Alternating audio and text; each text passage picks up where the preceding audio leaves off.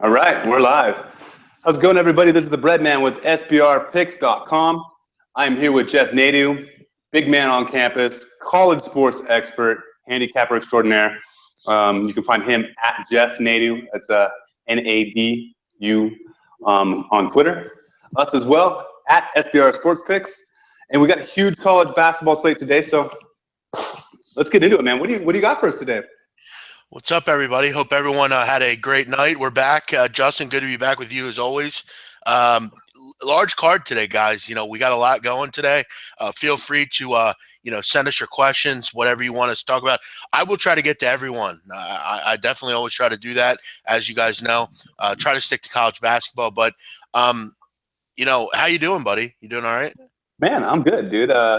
Just looking at this giant card and trying to make sense of it all. It's like a lot of tough matchups this week, and yeah, I don't know. I got a couple games that I'm looking at, but I've been really focused too on these wild card games. So sure, yep, a lot going on. You got the national championship on Monday as well. But as far as today, I got a couple I'm looking at. I will feel free to, again, like I said, answer any questions people might have. First one I'm going to recommend. I'm going to give. Hey, let me jump in on that really quick here. Yeah. You guys, you can put in your questions on the chat, and we'll try to get to you live. But once the chat disables after we end, our broadcast, the comment section will come back up. You guys can put permanent comments back on the link, and we'll go back and we'll check those and try to answer any comments that you guys leave on the video after the fact as well. Yeah, no doubt. I always try to do whatever I can. As far as some of the games I'm looking at here, again, guys, I'm going to preface this. I get a lot of positive comments. Also get some negatives. Keep in mind, if you want the plays that I'm sending out to people, feel free to find me, BMOCwins.com. You can also find me on Twitter at Jeff Nadu, Nadu. I'll give you $50 off if you mention you saw me here on SBR Forum and SBR Picks. They're doing some great things, and I'm happy to be on here. Justin, first game I'm going to look at, I'm going to grab the points with St. John's against Xavier. You look at St. John's, up-and-coming team, played a lot better this year. Starting to kind of put some things together under former NBA great Chris Mullin. You look at what they've done. I mean, they've covered all 4 games on the road this year. They've played pretty damn well, 78 points a game. And you look at Xavier. I mean, they've played well, but you look at some of the games that they played against, higher level opponents, let's say, a team out of a Clemson, a Utah, a Wake, a Georgetown. I mean, they're all single digit games. They're not blowing these teams out like they maybe should. Again, they're beating, teams that they should by a wide margin, but some of these higher level teams, these Power 5 conference teams, they're not beating by wide margins, and I think it's going to allow for St. John's to hang around here. You also look at the fact that Xavier plays a zone. The key to beating a zone always is being able to shoot the basketball. St. John's 40% from 3. They've really been able to kind of hang around in games because of it. They beat Butler because of it. They have good New York guards, and I think they're going to be able to hang around in a game like this against a Xavier team that I'm not particularly high on. They're definitely not near as good as they were last year. I think St. John's a little bit up and coming. I don't know if they're there just yet, but I think in this game, I think they can hang around against the Musketeers here, getting a pretty healthy number. Yeah, I mean, I see pretty much 14s across the board on this. Yeah, I mean, it's definitely a nice number. I mean, we don't necessarily need them to win. I mean, it would be great if they did, but you look at the last 4 meetings between these two teams, all have been decided by 8 points or fewer. So, they've definitely been very live games. I mean, look, St. John's has went on the road and won in Syracuse. Again, they beat a Butler team at home. They're not a team anymore that's just going to lay down. Are they ready to compete at the higher level? I don't know, but I'm not sure Xavier is that good a team. So I think this is a little bit too many points. I look at it similar to last week when I was on SBR with the odds couple. I took Ole Miss against Florida. I thought it was way too many points and ended up being a single-digit victory. So I'm going to consider this as very similar. I'm going to go with the Red Storm here plus the 14. Nice.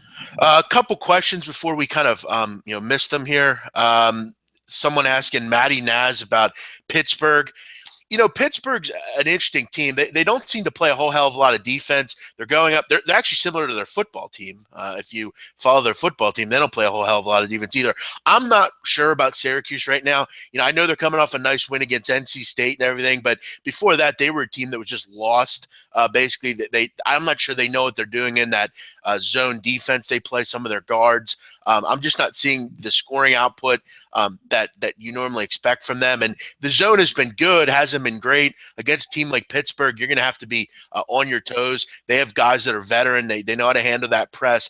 I'm actually willing to maybe take the points there. Not in love with the game, but if I had a bet, a gun in my head, I would probably go with the Panthers there. I think Kevin Stallings is building something at Pittsburgh. I think they will compete here.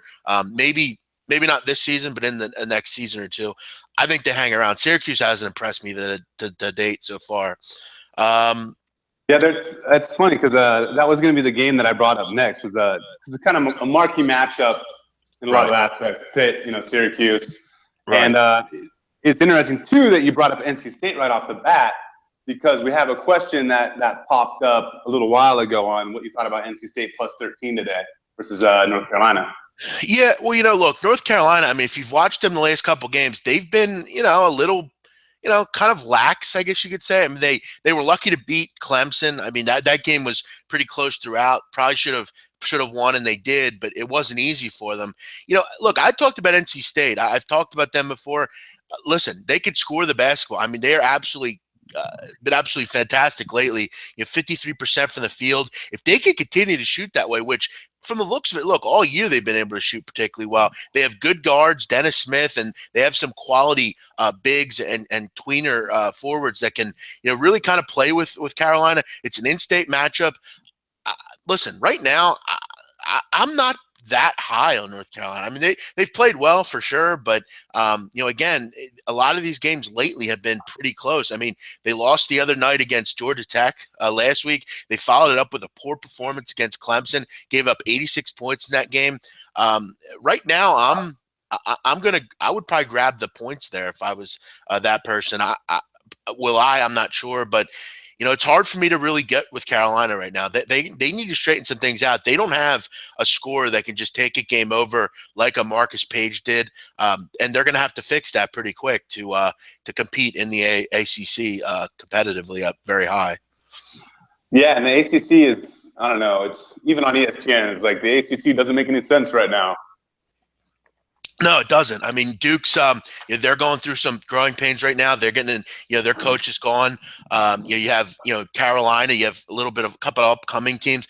Listen, I think in state here, a game like this, I'd probably look to maybe grab the points here. But, look, NC State's kind of weird because, like, I backed them last week against Miami. I thought that was too many points, and NC State really didn't come to play in that game. I would hope the effort's there today against Carolina. I mean, you'd have to get up for a game like this. So, yeah, I would – gun to my head, I would probably grab the points there. Another play I'm going to give out, I'm going to recommend. It's a game that almost made my card, and I definitely think – I'm going to look into it more. I'm going to play it on the money line. I'm going to go Fresno State money line against San Jose State. Money line's around 130. They're laying 2, but I've made it clear on this show I don't play anything 2 or less. I play the money line. For people that don't know, a lot of people don't know much about teams like this. Fresno State, one of the best teams in the country against the spread at 9-1. They have covered. Yeah, they've covered a ton of numbers this year. They've covered every game 6-0 on the road against the spread. And what I love about Fresno is not only do they cover against good teams. They've covered all 6 against teams with winning records this year.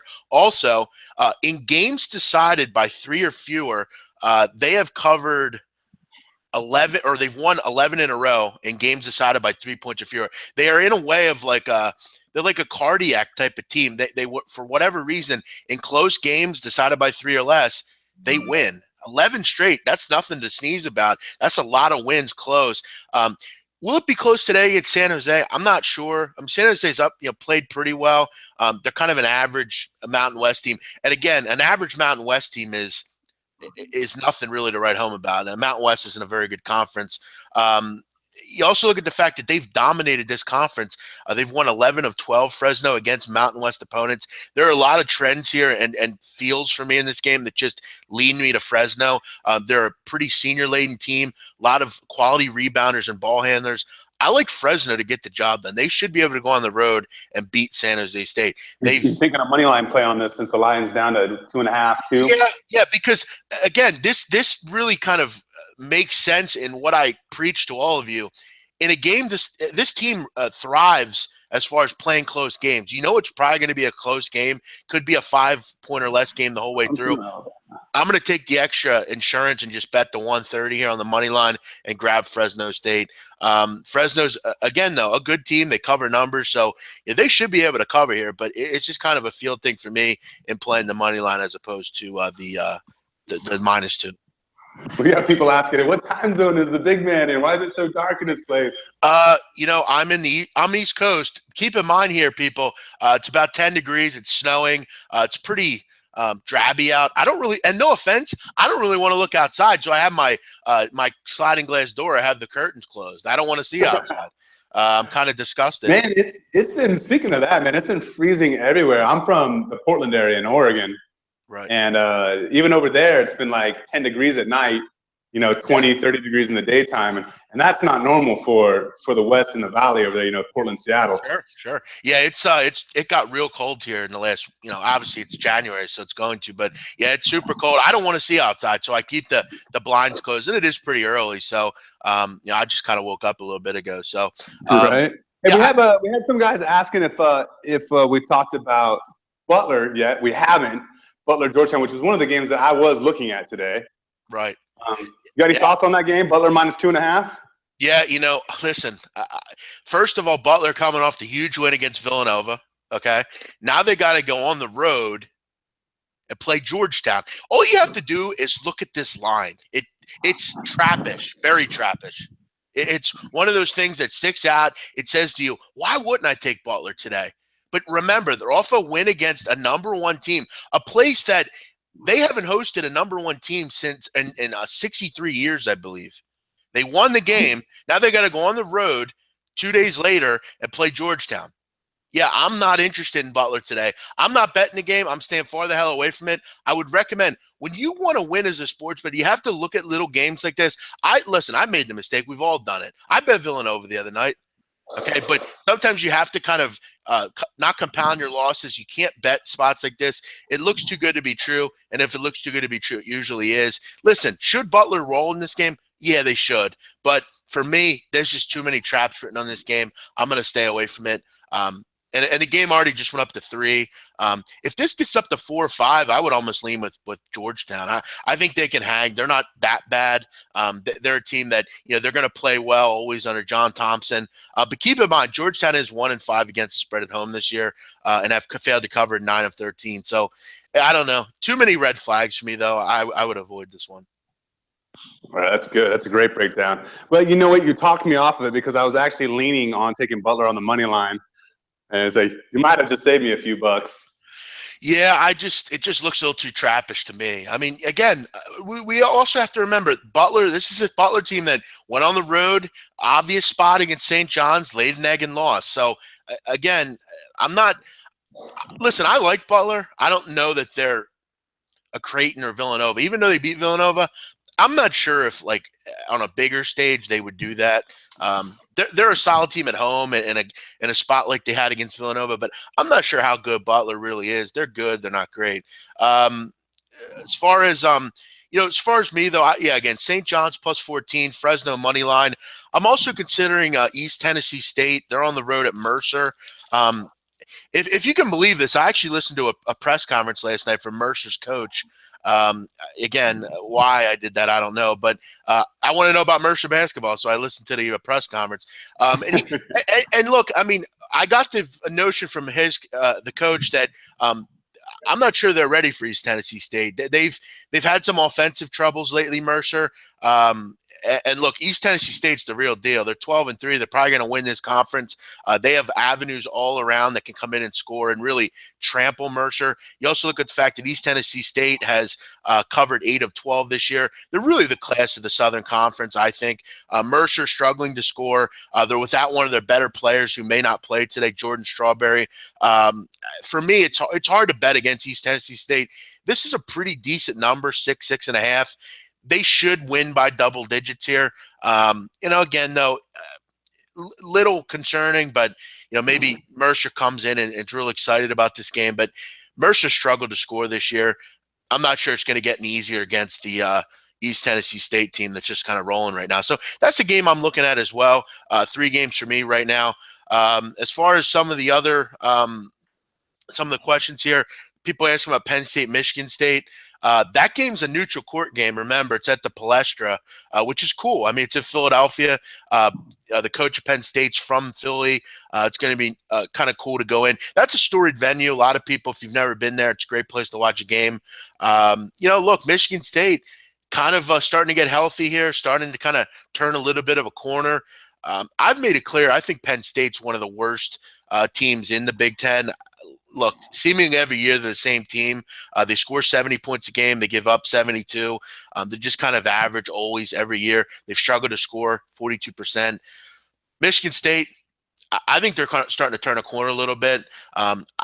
Listen, I'm not really interested in Penn State at all. So I guess I'd go Michigan State, but another game I'm not really too high on. But, remember, it is a neutral court game.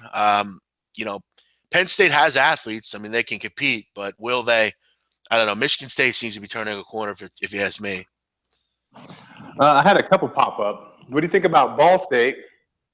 Also, what do you think about Middle Tennessee State versus North Texas? Middle Tennessee State, North Texas, that's a member play of mine today. I hate to give them away. I gave you a free winner last week on IPFW. That was a member play of mine.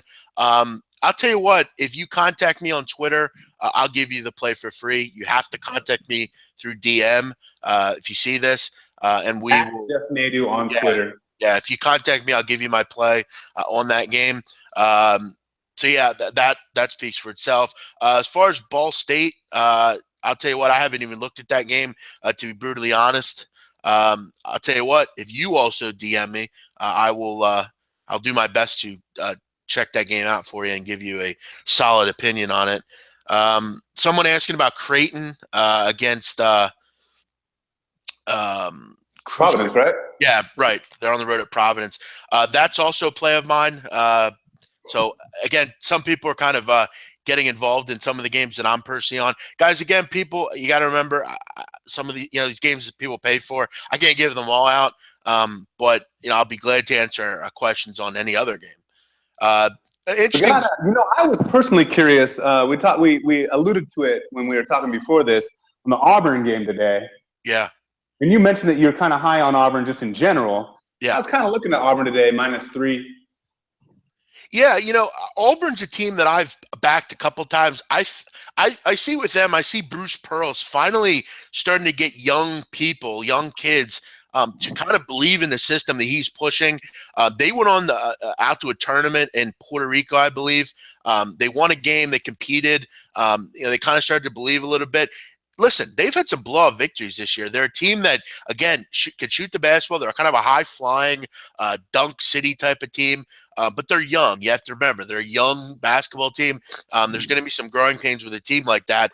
And look, I mean, it's really all or nothing with them. They're either hitting shots or they can't hit the broadside of a barn. And for me, against Ole Miss, one thing you got to do against Ole Miss to be competitive and win, you have to rebound. I'm not sure Auburn is good enough on the glass to beat Ole Miss. Ole Miss is also an extremely good road team. Under Andy Kennedy, they've covered both this year. They've also covered 20 of 27 on the road under Andy Kennedy. So, listen, for me, I'm actually going to side with Ole Miss in this game. I think they're right now the slightly better team. I'm not ever really willing. I don't like betting against Ole Miss just because – they're just such a good rebounding team. They're going to have a lot of second chance opportunities. And, look, they're starting to play a lot better. They cover on the road. So for me, Justin, I would look to grab the Rebels here. Interesting. All right. Scratch Auburn off my list. I wouldn't scratch it off, man. I mean, I'm not as psychic. Yeah, what I love about our conversations, man, is, I have certain ideas on certain games or whatever, but I love kind of cross-referencing it with you. And there's ones that I'm kind of on the fence on. And your opinion matters a lot to me because, more often than not, you're right. Thank you. So. Well, yeah, I try. I appreciate that. As far as somebody asked about on the Google or the YouTube here, someone's asking about Samford and Wofford, kind of a small school, group here. Listen, Samford's playing good basketball. I mean, they've covered 5 or 6 on the road. They're really filling the basketball up as far as offense is concerned, 88 points a game. And look, they're playing a Wofford team. I've seen them play. They've struggled to defend at times. Samford could really kind of do what they want, I think, in this game offensively. They should be able to name the number that they want. I mean, you look at what they've done at home, 52% from the field. This Samford team, not Stanford, Samford, really playing well. And Wofford just kind of struggles on the road. They struggle to defend. They struggle to score. And against a hot shooting team, I'd look to back the home favorite here. Whoever asked that, I didn't catch their name. But for me, I would probably look to back Samford here in this one. We just had this pop. This is a good question, actually. And I'm looking at it. We got a total of 188 for Virginia Military and Citadel. Yeah. People are asking, why the hell is that so high? Well, because if you've seen Citadel play, you should know why it's so high. Citadel is a disgraceful defensive team. They are the worst defensive team in the country. They play some of the worst defense I've ever seen. I don't know how you call it. A couple 100-point games, haven't they? They've given up 100 points 7 times this year, so it's not. That's not something that. Listen, they run the loot and shoot. The loot and shoot is basically they basically their goal offensively is to score as quick as possible, and they don't get back on defense. So basically, all you see it's transition. The problem in this game is VMI, Virginia Military Institute. They have 2 scorers, QJ Peterson and Julian Ellaby. That's all they have, though. Okay, they don't have anything else. Their goal is to shoot as many 3-pointers as possible. And look, they shoot 31% from 3, so it doesn't really work. They're only scoring about 65 points a game. This is an interesting game. This is probably the most interesting game for me of the whole day. And you're going to say to me, why? But it's a clash in styles for me here. The problem for me is VMI is not a very good defensive team. Listen, if Preston Parks is healthy, I actually like Citadel here. You're going to think I'm crazy with the way they play defense. Their goal is to just outscore another team. They've given up 100 points like an NBA team. I've talked about it. They are pathetic offensively. But you have to remember, they're also first offensively. Okay, so it kind of, you pick your poison there. Against really good teams, Citadel's not backable. But against Virginia Military Institute, they should be able to really do what they want to do offensively. They should be able to outscore. They're gonna hit 100, 90, 95. Can VMI score 80? I don't think they can. I would actually lean with the home favorite here. As far as the total is concerned, at 189, which is what it was last night, I would have took the under. It's really starting to get bet down. It's at 186 in certain places. Again, still seems high to me. But you got to remember, the Citadel is terrible defensively. Not kind of bad, not average, terrible. So, be my guest. But I would actually kind of lean with Citadel there. I'm gonna actually I might actually take the under on that because 188 is where I'm still seeing it. Yeah, at 188, it's really high. I mean, you're banking on 188 that Citadel's going to score 100, and you think that that VMI could score into the 80s. Again, both of those seem unlikely, especially one thing you have to look at with totals like that. Do both teams run tempo, and are they high tempo? Citadel's number 1 in the country in possessions per game at like 82, I think, which is extremely high. Virginia Military is like bottom 200, I think. So, again, when Virginia Military has the ball, they're going to try to use the shot clock and slow it down. Yeah, I mean, it's going to be close. I backed the under last game in Citadel, and it got the job done by a point. So it's going to be close. But, again, you're playing with fire with Citadel because Right. they score a ton and give up a ton. So, Hey, and here's one that I noticed. So Elon's made me some money over the last couple of weeks. Did yeah. you have a chance to look at that game today? Elon, no, I haven't. I'll tell you what. What sequence number is that? 733, 734. Here's Towson Elon. You're going to get a big man on campus special right here. I'm going to take a look right at it and give you a perspective. Listen. Yeah, we got 2.5 points for Elon's giving up 2.5 points against Towson. Yeah, look, for me, I've actually mentioned it on last week's Odds Couple. Elon is not backable at home to me. They're dreadful at home against the spread, which is kind of it's kind of weird. You would think they'd be a lot better at home against the spread, but they're not. Towson State, again, a middling CAA team. This is a battle of averages here. Both these teams, particularly Towson, struggle to score. I mean, you got to look at the last 5 games. Towson, 63 points a game. I mean, good luck. And Elon sucks at home against the spread. So for me, it'd be a pass. I see 100 other games here that I'm gonna delve into. So for me, I would avoid that one. Elon's not backable at home to me. Someone asking about Temple laying 8.5, 9 against Eastern Carolina. Again, another team I've talked about. I root for Temple. I follow them pretty closely, and they've annoyed me this year. They've had issues staying consistent. This is going to be an ugly game, I would imagine. Both these teams have issues scoring. They both only shoot at about 40%.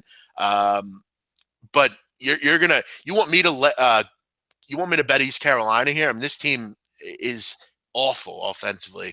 I guess I would lean Temple here. I think they can figure it out, but right now they're really struggling. I watch them, like I said, I see them, pretty much every game, and they really haven't had any contribution from anyone worth talking about. They've really just gone cold.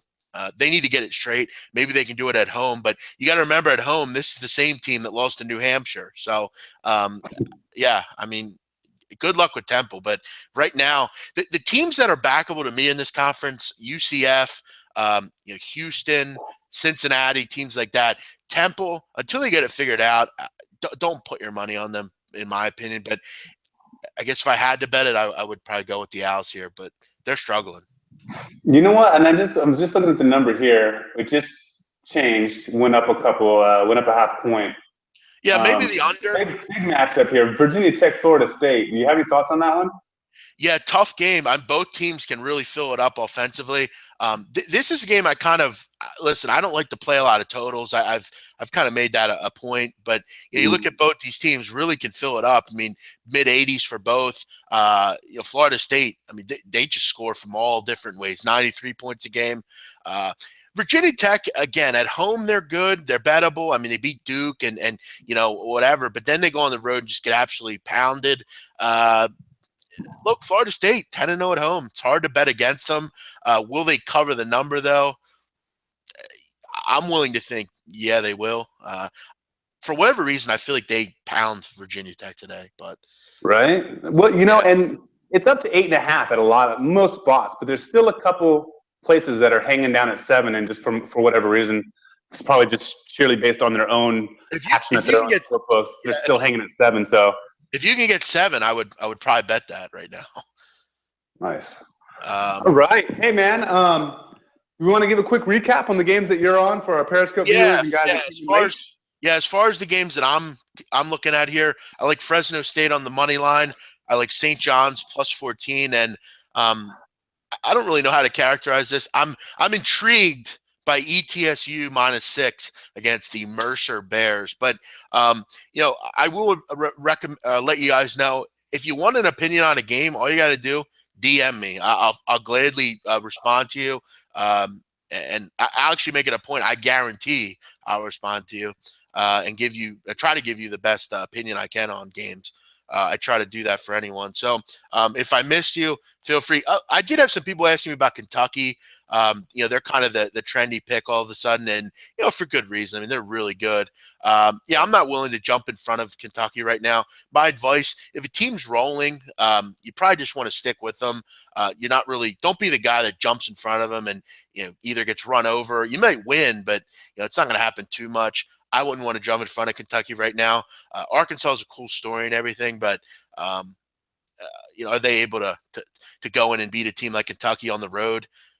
I mean, Kentucky is laying a big number, though. I mean, 17.5, a lot of points. Arkansas not getting a lot of respect here. I wonder how much this gets into the locker room. Do you think Arkansas knows that they're 18-point underdogs here? You think they know that?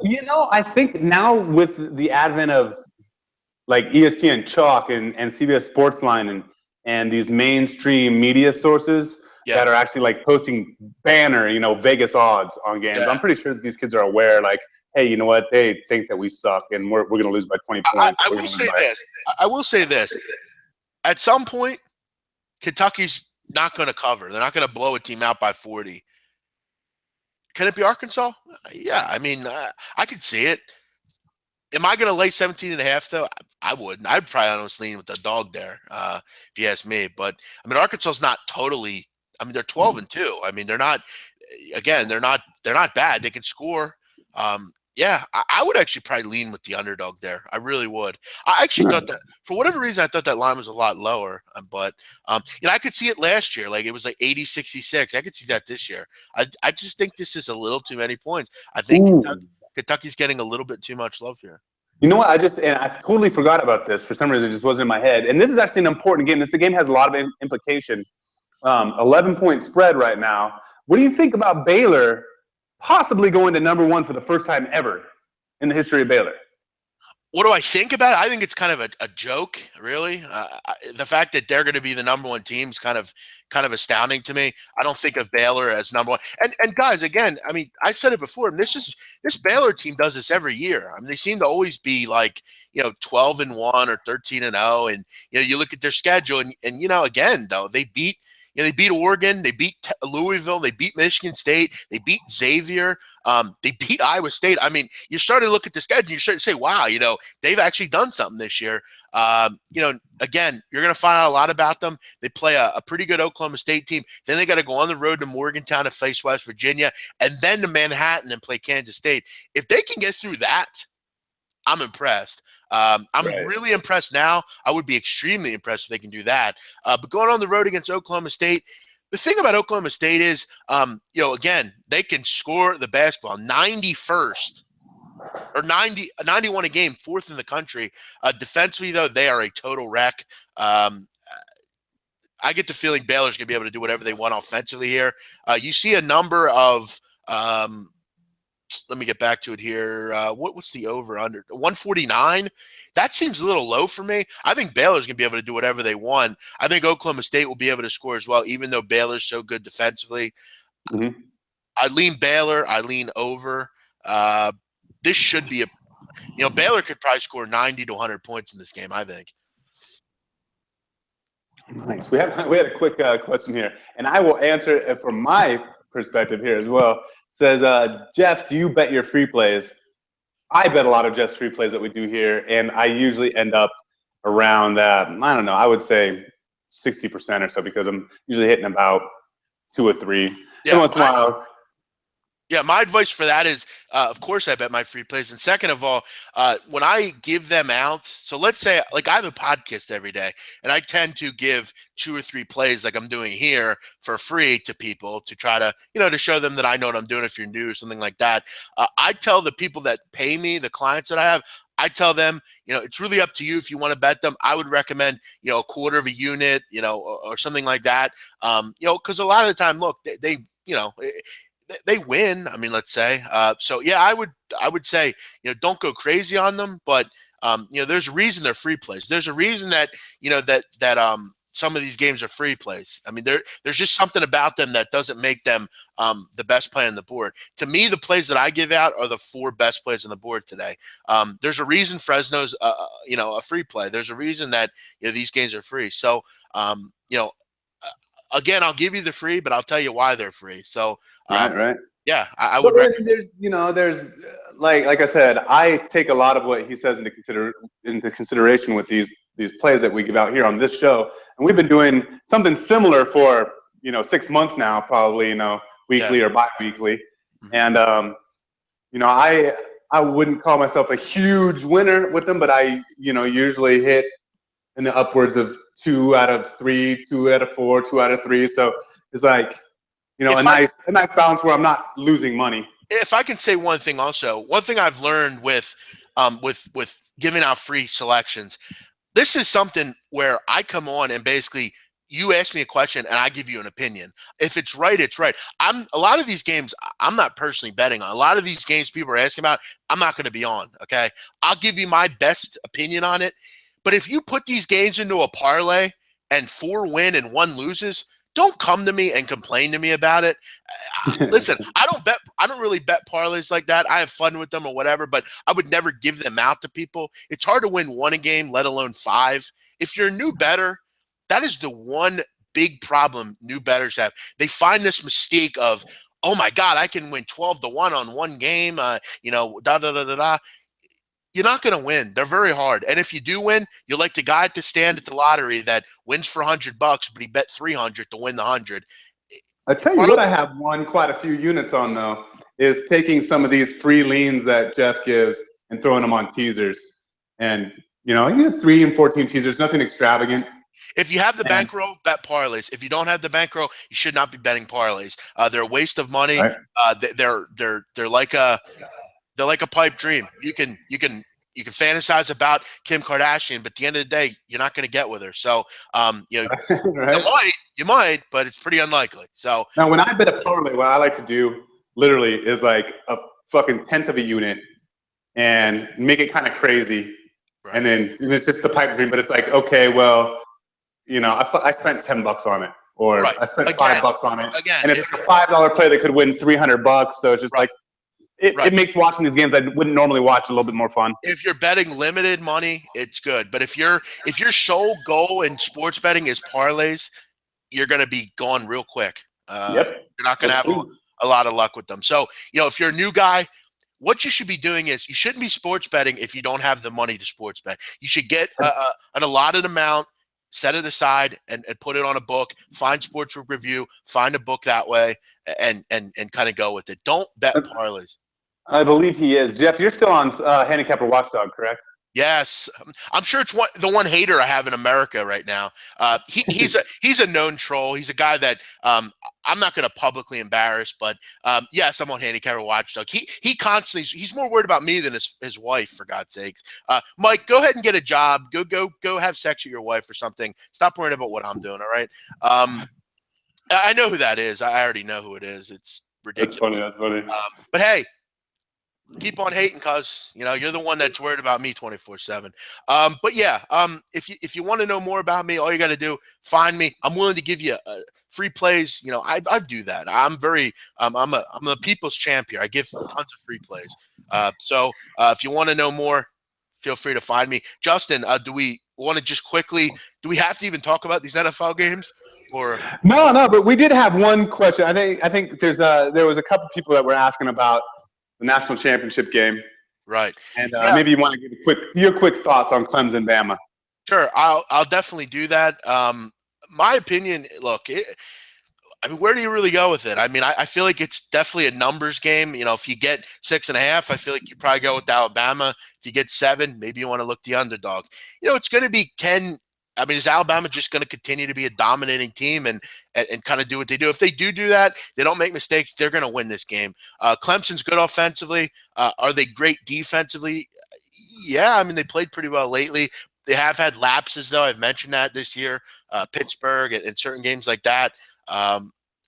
Yeah, I'll tell you one thing, though. This is something that has to be pointed out with Alabama. They have a totally new offensive coordinator, okay? It's kind of interesting. Lane Kiffin just kind of disappears, and goes to Florida Atlantic. That's a huge question mark. Yeah, now they have a freshman quarterback with Steve Sarkisian, who Sarkisian. I You don't got know. to think though that he's just going to come in and run Lane Kiffin's playbook, right? Even if he doesn't actually have the physical playbook, like he's spent the last week just watching tape, and just going, okay, this play, because you would think that he wouldn't want to come in and then immediately just have things be out of sync, Right. just in the way that he's running the offense. Yeah, I mean, it's definitely going to be weird. I wonder how, because look, if you know anything about Nick Saban's goal really is to win low-scoring games. I mean, great defense. You kind of get up and just kind of sit on the lead and do that kind of thing. But again, that's concerning to me. Dabo Swinney's definitely a guy that I don't ever really like to bet against, but it's hard for me to fade Alabama, really. I mean, it always is. I don't know. Again, I'm going to look into it more. I'm going to talk about it in depth on my podcast on Monday. Feel free to listen in, and we'll go over some props and things like that. But right now, I guess I would go with Alabama. But it's tough. All right. So we're kind of leaning Alabama. For today's college basketball slate, we got free plays on St. John's plus 14, Fresno State on the money line, and take a hard look at Eastern Tennessee. Yeah. And East Tennessee State is pretty dependent on this kid, Jordan Strawberry. He's one of their better players. He had a family a death in his family. And right now the weather down in Georgia is pretty bad, so it was questionable if he was going to be able to get home for that game. So, again, off a death in the family, how in tune is he going to be? I'm almost pretty sure I'll probably play that one. That's I'm not really looking to jump in front of them. What's so funny, Justin? it was just the way that you were. I was like, I'm almost pretty sure. Yeah, that one. yeah. I guess I'll probably take a small waiver on that one. I like East Tennessee State, so we'll see. I think I will. I'll probably throw a little, like maybe a quarter unit on that one. $50, guys. I'll take off of the package price. And again, I'm telling you, it's not that much anyway. $50 is like 15% or 20% of it, so it's not that much. Okay, come take a look at what I'm doing. We'll make money. Okay, I mean, ask anyone. I'll guess if you want a testimonial, ask Justin. He knows how I do. He knows how I do in this shit. So come take a look at what I'm doing. Justin, always fun chatting with you. Yeah, man. And you guys, be sure you can follow Jeff at Jeff Nadu on Twitter. Follow us on Twitter as well at SBR Sports Picks. We have all sorts of awesome updates going on. You can find links to all the best content, videos that this guy does with the odds couple, Sportsbit, a bunch of our flagship programs that we got. I'm always putting out useful tidbits of information, stats, trends, every little thing that we can possibly try to do to make your life of handicapping a game easier. Visit SBRpicks.com. You can go to SBRodds.com to find all the lines. Like I've got the lines up right over here. I can see all the books, all their different lines, all in a neat row. If I like something, I can just roll up, click that book, and it'll take me right to that line, and I don't have to worry if it's like a .ag or .eu or .ru or whatever the hell crazy website URL they've got going on. So yeah, man, always a pleasure, Jeff. Yeah, one thing. Next week, right? Sportsbit, the best show for bettors in the business. Yeah, I call it the Sports Center for sports bettors. That's a great point. That's exactly what it is. They do a great job, Teddy and Paulie. Yeah, odds couple Tuesday and Thursday. We have fun over there. One thing I will say, out of all the college basketball games, the worst game on the card, it can't be worse tonight than Raiders-Texans. ESPN paid. Hey, but you know what? I put the Raiders on the money line today. Okay. You know why? Why? Aside from everything else, did you really think that Brock Osweiler is going to win a playoff game? I'd actually put Brandon Whedon in over Osweiler, really. ESPN paid $100 million for that game. Just remember that, to the rights to that game. So how do you think they're feeling this morning? Everyone have a great day. I appreciate you listening to me for however long we've been on here. Everyone have a great day. Feel free to tweet me. I'll give you an opinion on whatever I can. Awesome. All right.